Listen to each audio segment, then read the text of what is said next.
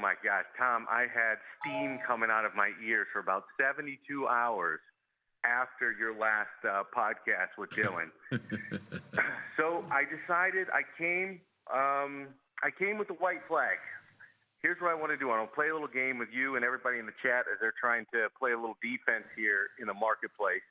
I want to give you some of the public phrases that I hate. Over the years, I've consumed a lot of financial media. I've heard so many phrases that mean absolutely nothing. In fairness, I've probably said one or two of them in the past. I'm going to give you a couple of mine. I want you to give me a couple of yours. And if you're playing along at home, I want you to type in some of these in the chat. Number one offender, I'm going to give it to you right now, cautiously optimistic. This is my absolute number one pet peeve. Cautiously optimistic means absolutely nothing to anybody. Generally speaking, all you're saying when you're saying cautiously optimistic is you're playing positive drift. The second one, gentlemen, is cash on the sidelines. People have been referring to cash on the sidelines since cash started piling on the sidelines. It means absolutely nothing at all times. I'm going to pause for just a second. I can't see your faces, whether you're smiling or whether you're angry. So I'm going We're smiling. We're smiling. Why would we be angry? We don't disagree with you. I know. So I'm going to pause for a second. Do you got any of these phrases that you've heard over the years that you absolutely hate? Chat, give me some as well. Well, it's funny because I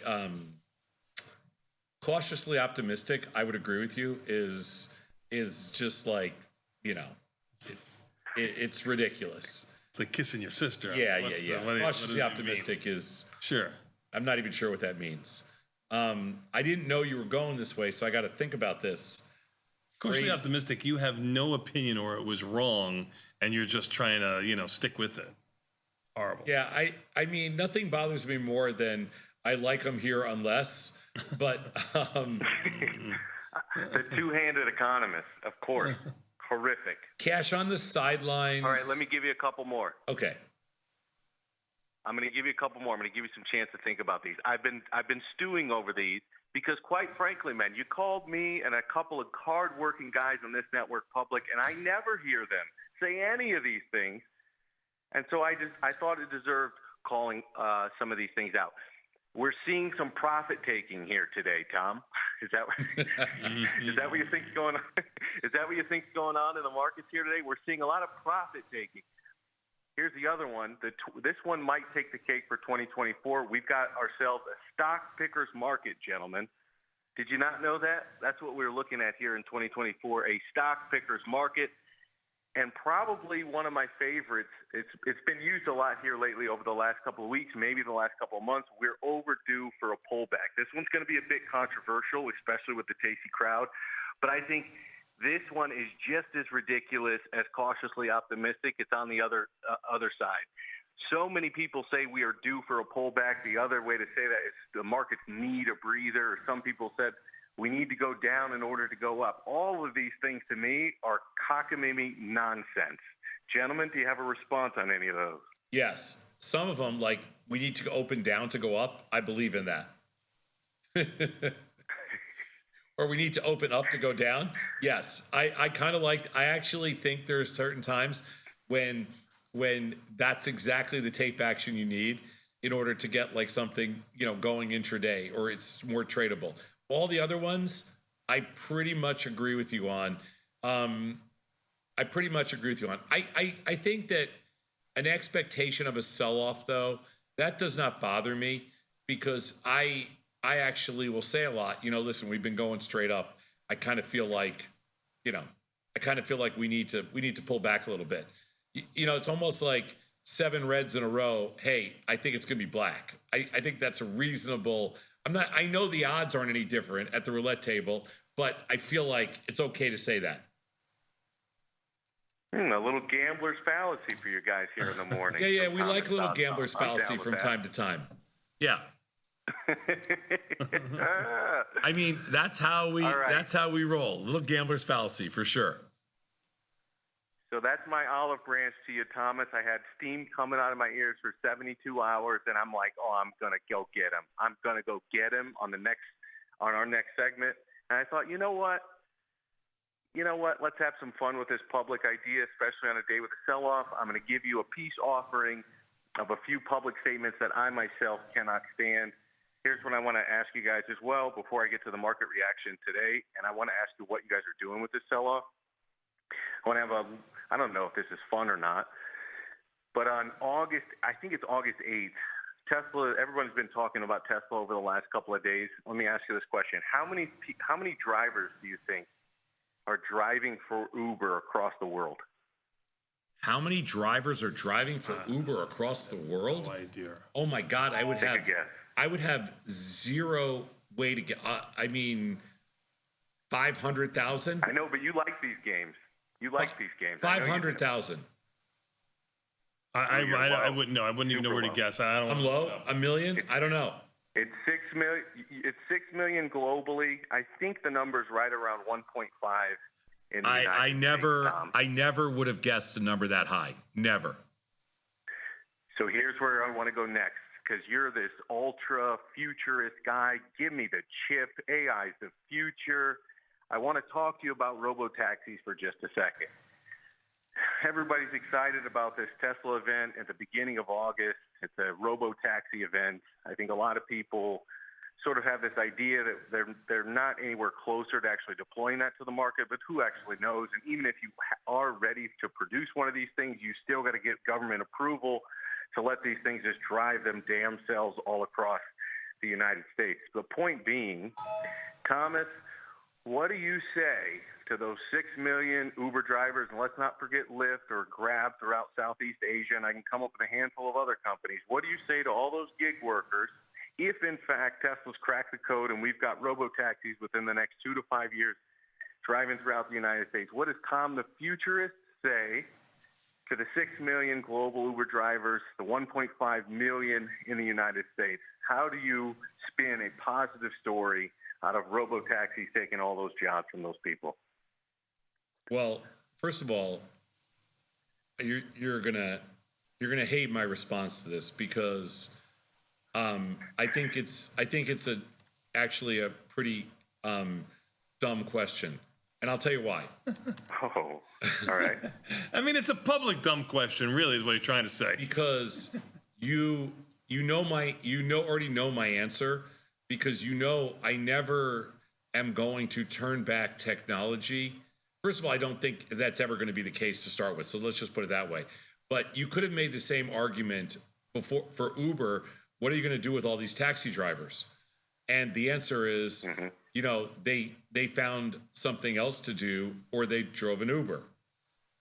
What are you going to do with all these Uber drivers when robo-taxis come on board?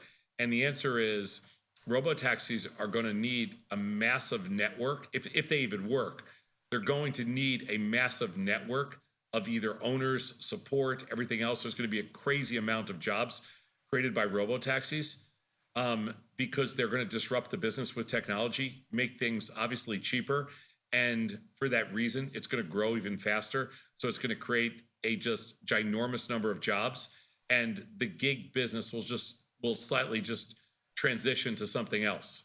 Like when we replace product A with product B, and it's a technology advancement, it always creates a better economy and more work, not a worse economy and less opportunity.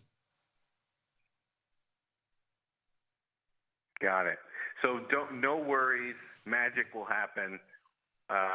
Synergies will be created, jobs will be created. Don't worry, Victor. Don't worry that over the last decade or multiple decades that the job participation rate has actually been falling, and that we've gained the unemployment rate to tell us that we're at all-time lows, and not worry about all the people who've been left behind in the U.S. economy. Don't worry about that. There will be plenty more jobs that will be created. Yeah, I mean, you could have made the same argument. Dumb public question. You could have made the same argument when they invented the automobile. I was going to say when they took away the horse and buggy, what's going to happen to all those horses and all the people that take care of the horses? I mean, I just don't buy the argument, Victor. I think it's kind of like, it's an old school kind of almost old school textbook thing. I don't like it. It's you're crying wolf on that thing. I don't like it. I don't think that is the risk.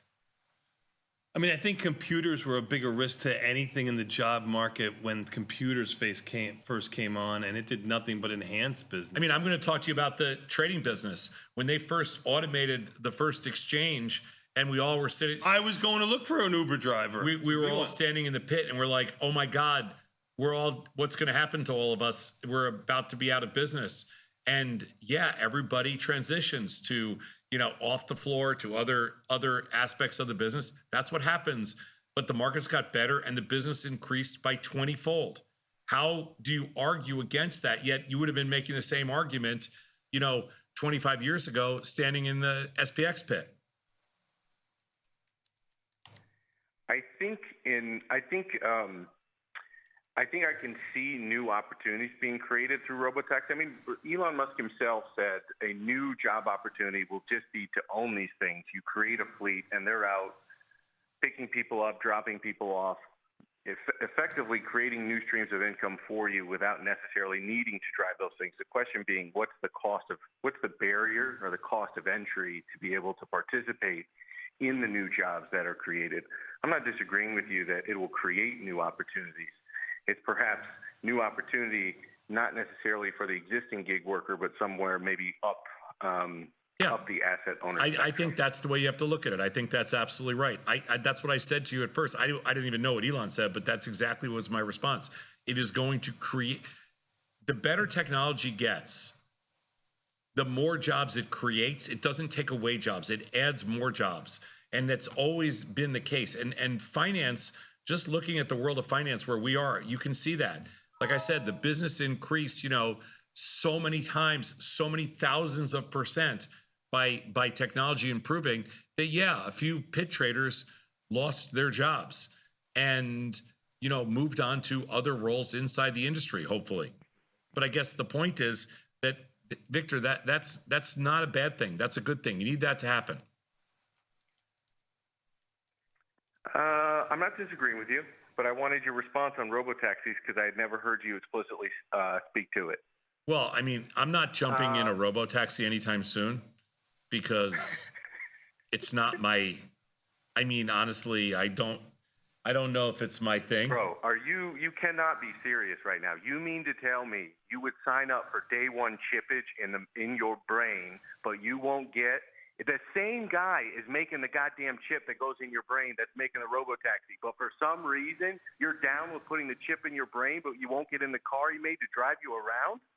Tell me how that makes sense. Oh, I didn't say that it. I didn't say that made sense yet. I'm not saying I won't use a robotaxi. I don't mind being the first person to be chipped. I don't want to be the first person to be in a robotaxi or a flying taxi. But I'll take. It's not logical, Victor. Don't try to make logic. I'll take the first chip. If you want me to take the first chip, I'll take the first chip. Oh, I would gladly volunteer. I don't believe that for 1 second, Victor. I drove you to that appointment. I don't believe it. Okay, then let me ask you a real quick question. Your reaction to what's going on this morning. Are you pressed the shorts here? Do you look to go long? Do you like bonds? Do you like gold? Is there anything here that's interesting to you? Ooh, this is a very tough question this morning because this is one nasty, ugly, this is an ugly, ugly market. And I don't think we've seen something. Yeah, we really haven't had an uptick. Even the S&P is down 82, NASDAQ down 300 and change. It's almost eerily quiet with volatility only up 84 cents and bonds getting decimated 112.30. Yeah, I'm really shocked that this is the nail in the coffin for the rate reduction.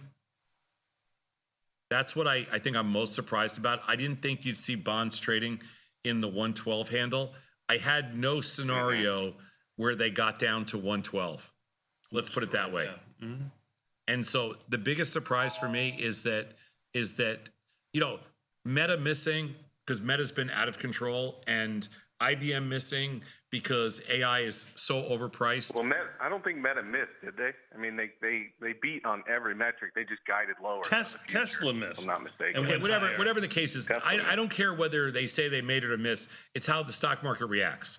And the stock market reacted like fair. whatever they heard, they didn't like it. And it doesn't surprise me that much in Meta. It doesn't surprise me that much in IBM. But what does surprise me the most this morning, because I don't care about individual stocks that much, is that the bonds are trading, under 113. And I think that is something that, you basically take every single rate cut off the table and throw, it has to have swung the odds in favor of a rate hike right now. And that is going to throw the market into a little bit of a tizzy. And that's why SPOOs are down 85 this morning. That's the reason. That's all there is to this.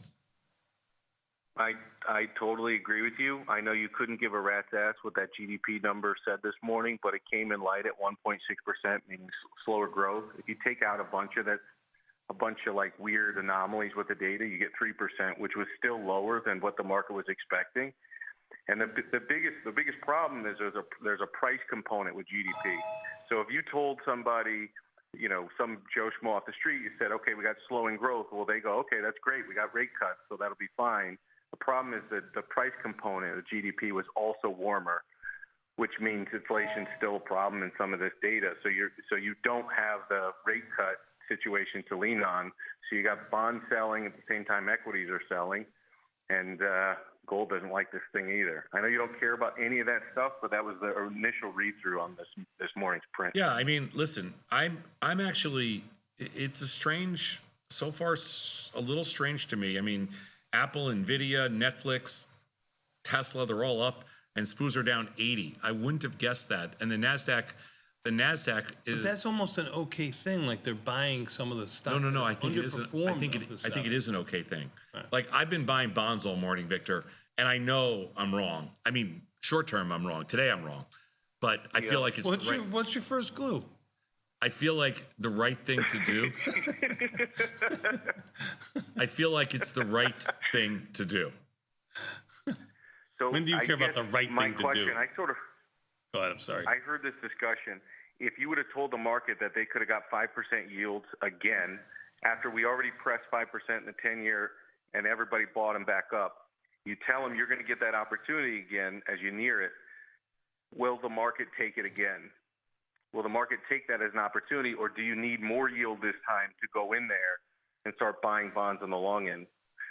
Do you think you need to press higher than 5% this time around? Do you get what I'm saying, Tom? I totally do. I would be really surprised. Is the market going to require higher yield given everything they know about? I would be really surprised. Everything they know about spending. I know. I hear you. I totally get it. I would be like super shocked. Super shocked. Yeah.